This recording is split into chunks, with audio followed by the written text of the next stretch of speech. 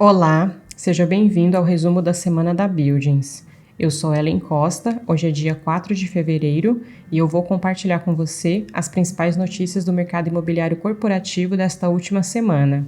Lembrando que essas notícias também estão disponíveis no portal da revista Buildings e nas principais plataformas de streaming. E se você estiver assistindo pelo YouTube, o link das matérias está no box de descrição do vídeo. Então vamos para a nossa primeira notícia que foi publicada no Valor Econômico.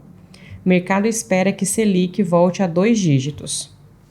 Se no fim de 2021 as preocupações com a fraqueza da atividade econômica dominavam o debate sobre os rumos da política monetária, o início de 2022 traz novidades que apontam para um cenário com juros ainda mais altos e por um período prolongado.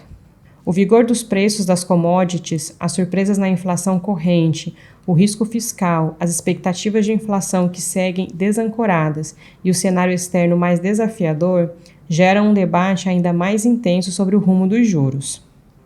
Em levantamento realizado pelo Valor Econômico com 112 instituições financeiras e consultorias, é unânime a expectativa de que a taxa Selic será elevada nesta semana em 1,5 ponto percentual. Isso significa que ela sairá dos atuais 9,25% para 10,75% anuais, em linha com o sinalizado pelo próprio Comitê de Política Monetária em dezembro. Será a primeira vez desde julho de 2017 que o juro básico voltará aos 2 dígitos. A pesquisa mostra ainda que houve avanço na mediana das estimativas do mercado para o juro básico projetado no fim do atual ciclo de aperto monetário. Antes da reunião de dezembro, a mediana das projeções indicava uma taxa básica de 11,75%.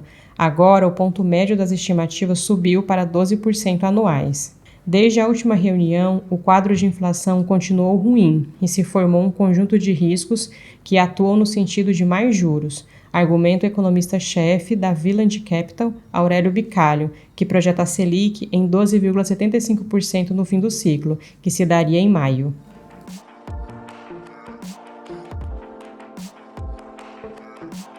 Nossa próxima notícia foi publicada na Infomoney. 70% dos fundos imobiliários são negociados abaixo do valor patrimonial.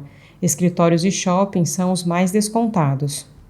Dados da Economática, plataforma de informações financeiras, sinalizam que 72 dos 104 fundos imobiliários que compõem o IFIX, Índice dos Fundos Imobiliários mais negociados na Bolsa, estão sendo negociados atualmente abaixo do valor patrimonial das carteiras. O número representa quase 70% do indicador.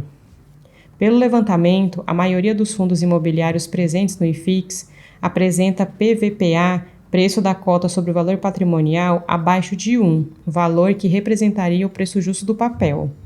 O PVPA acima de 1 indicaria que a cota está sendo negociada com ágio e abaixo deste nível com desconto. Em tempos de juros elevados, que costumam reduzir a atratividade dos fundos imobiliários, a métrica pode ajudar na escolha dos fundos imobiliários. Em relatório, Rafaela Vitória, economista-chefe da Interasset, destaca que fundos de tijolo estão negociando abaixo do valor patrimonial e ainda com elevadas taxas de vacância, o que pode representar uma oportunidade de valorização. Entre os fundos de tijolo, que obtêm renda com alocação ou venda dos imóveis, os segmentos de lajes corporativas e shoppings são os que apresentam maior desconto, em média cerca de 20%.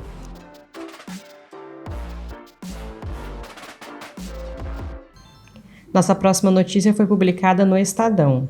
Fundamentos para a maioria dos segmentos imobiliários são positivos, dizem gestoras.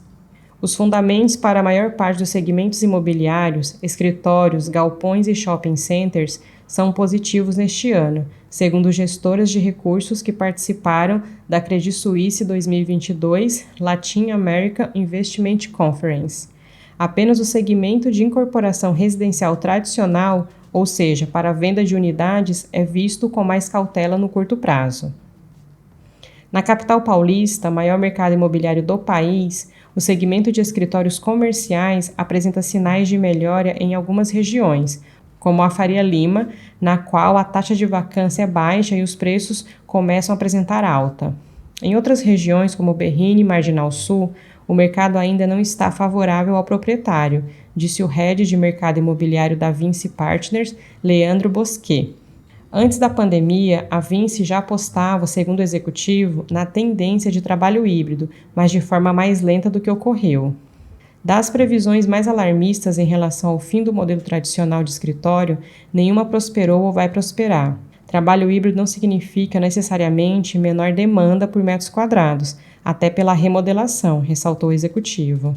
Max Lima, sócio fundador da Hemisfério Sul Investimento, disse ter visão bastante otimista em relação a shopping centers.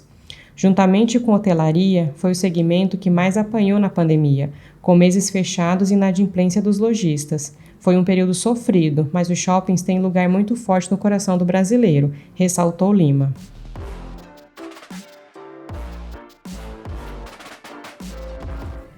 Então vamos para a nossa próxima notícia que foi publicada na Exame. Trabalhadores voltam aos escritórios menos confiantes em seus chefes.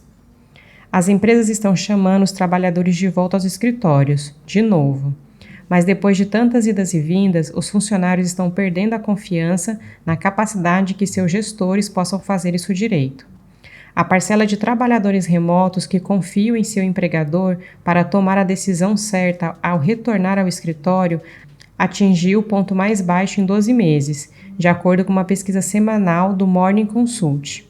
Pouco mais da metade dos entrevistados mostrou-se segura, abaixo dos cerca de 2/3 que expressaram confiança nos últimos meses. O Bank of America, o Citigroup e o Credit Suisse estão entre as grandes empresas que trarão seus funcionários de volta aos escritórios dos Estados Unidos nas próximas semanas, conforme a situação do coronavírus melhorar. Os anúncios vêm há algumas semanas após muitas empresas darem aos funcionários mais liberdade para trabalhar de casa no final de 2021, quando a variante Omicron surgiu, criando um efeito chicote.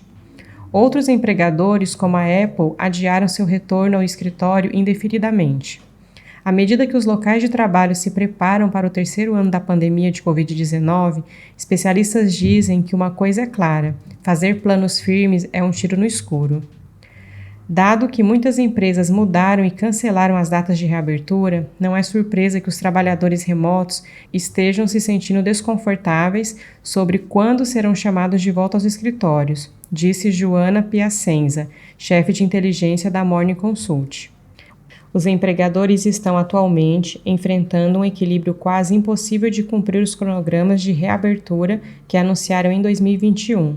Ao mesmo tempo que estão atentos aos níveis de conforto e saúde de seus funcionários. A crescente desconexão entre funcionários e chefes vai além dos planos de retorno ao escritório. Quase 3 em cada 4 executivos acreditam que estão sendo muito transparentes em relação às políticas de trabalho remoto, mas menos da metade dos funcionários concorda com isso, de acordo com uma pesquisa recente com mais de 10 mil trabalhadores qualificados.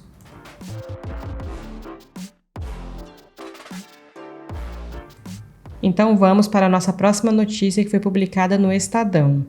Incorporadoras apostam em prédios híbridos e com espaços abertos. As incorporadoras estão trabalhando para buscar oportunidades. A cidade de São Paulo sofre com a falta de espaço para novas construções, especialmente nas regiões com mais procura, como a Avenida Faria Lima. Como comparação, a taxa de vacância na Faria Lima é de 14%, 11 pontos percentuais abaixo da média paulistana. Porém, uma região que ainda tem áreas a ser exploradas é a da Berrini, que tem quase 30% dos imóveis vagos. Logo, isso pode ser um problema para a retomada da exploração de novos edifícios. Segundo Yara Matsuyama, diretora de locação de escritórios da JLL, a taxa de equilíbrio que representaria um estímulo a construções é de 15%. Na construtora Tecnisa, a ordem é focar ainda mais no residencial.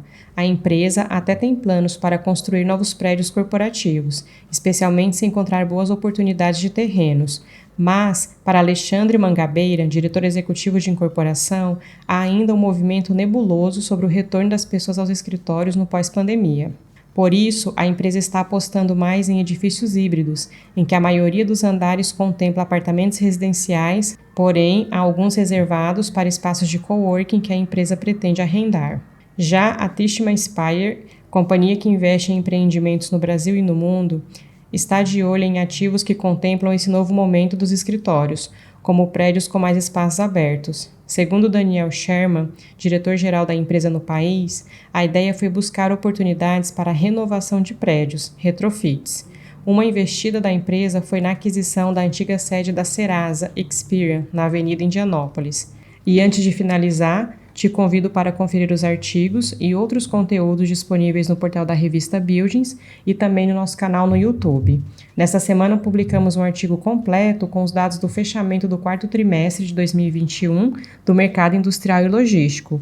Os números do setor são positivos e mostram um novo estoque de galpões entregues que bateu recorde no Brasil. Além disso, realizamos ontem uma live no canal da Buildings no YouTube para comentar os números do mercado de escritório e industrial e logístico deste último trimestre. Se você ainda não conferiu, ele está disponível no nosso canal.